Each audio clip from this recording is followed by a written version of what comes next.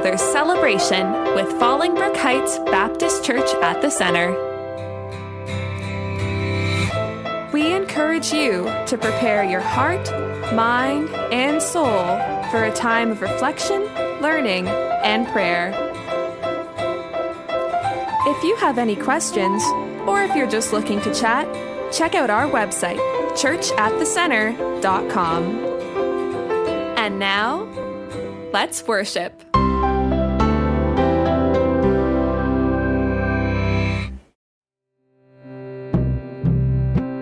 Hey there! Merry Christmas! This year we decided to imagine with majesty and think about the journey of the fascinating Eastern strangers to the advent of Jesus Christ. We hope you enjoy all 6 of our We 3 creative reflections from Clementarian, the ancient librarian.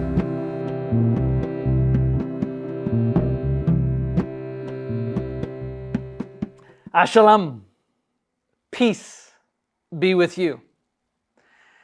I have come from a place that you've never been to.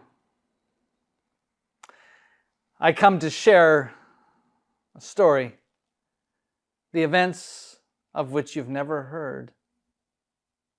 I have come to bring you wisdom that you should never forget. I bear 3 gifts: beauty, love, and everlasting life. It comes from the Great One who has given these gifts to each one of us in Him. My name is Clementarian. I maintain the library of Persepolis in the fortress of Shartak, in the Magros Plains, the Zagros Mountains. I can trace my heritage from old, right back to the western exile of the Jewish people to Babylon.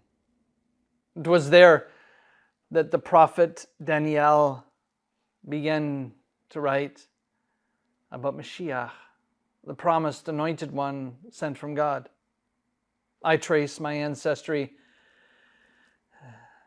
to Persian scholar Melchior.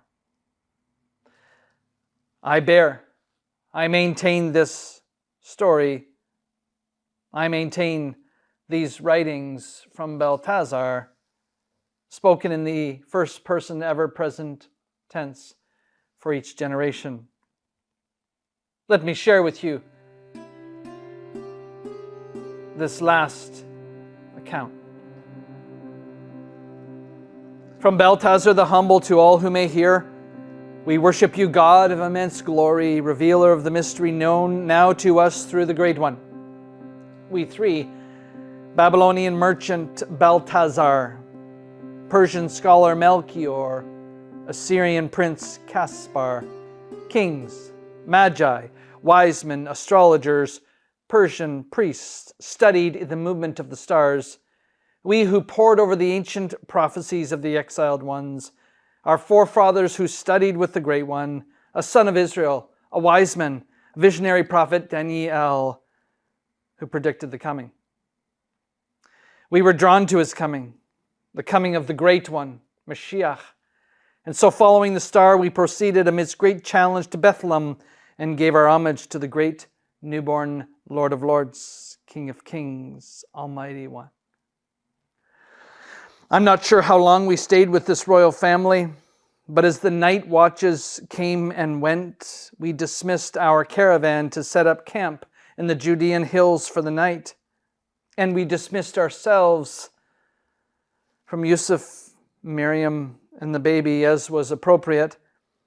When we finally rested that night, a few hours later, we all 3 awoke with a foreboding dread, having had visions of danger for ourselves and for the Great One. We wondered aloud, what had we done by coming here? As we hastened to break camp, the early morning darkness revealed the absence of the star. The morning was just about to break.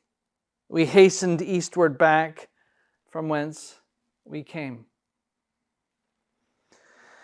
With so many questions, we returned to our homes in the library of Persepolis and with diligence studied the ancient Judean scriptures. We three all wanted to travel back to Bethlehem, but had learned from traveling scribes Yahweh's prophecy.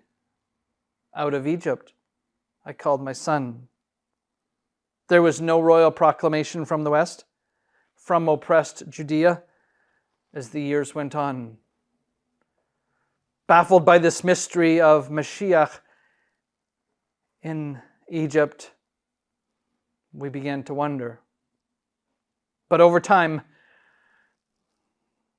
recording what we had learned, we daily reminded each other of Isaiah, who proclaimed, O Israel, arise, shine, for your light has come, and the glory of the Lord rises upon you. See, darkness covers the earth, and thick darkness over the peoples, but the Lord rises upon you, and his glory appears over you.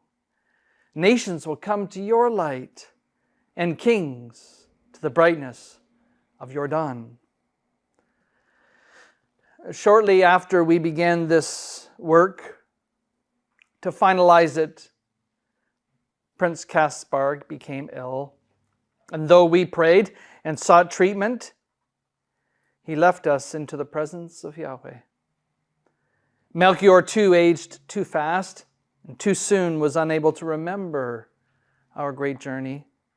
His family moved him to a better climate than these mountains, and he no longer knows about those around him, though I understand that his disposition is peaceful.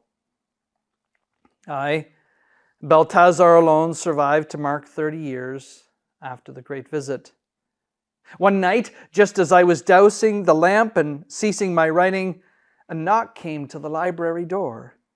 A man was there and greeted me in my dialect. He, a Roman merchant, who had moved olive oil and salted fish from Galilee eastward on the Silk Road. I invited him in, and he recounted the greatest news I had in a while. He was visiting a synagogue in Nazareth, and a man stood up to read from Isaiah and said, "The Spirit of the Lord is on me, because he has anointed me to proclaim good news to the poor. He has sent me to proclaim freedom for the prisoners and recovery of sight for the blind, to set the oppressed free, to proclaim the year of the Lord's favor. Today, this scripture is fulfilled in your hearing." I had read this passage before, and I knew what it meant. I smiled and asked who had read this passage. The man, with a gleam in his eye, said, "It was Yeshua of Nazareth, son of Yusuf and Miriam.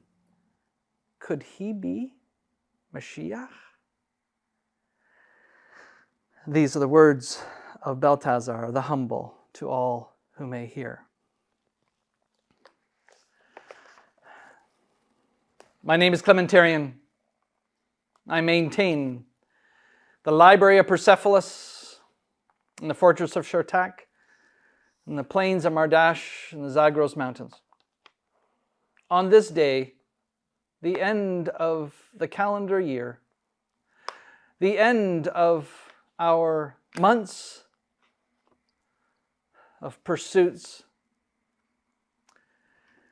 it is our choice to maintain these truths, these accounts in our own hearts.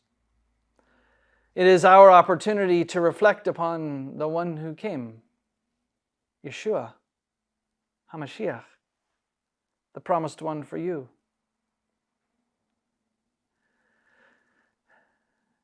As you go into the world that you live, may you take peace and joy and hope to all you know.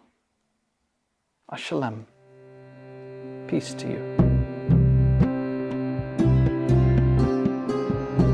We hope you've enjoyed this reflection. For more information about our inspirational celebrations, go to churchatthecenter.com. Tune in again as Clementarian tells the next part of the journey.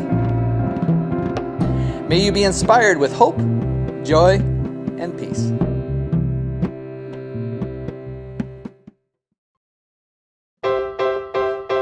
Thank you for joining us for this service.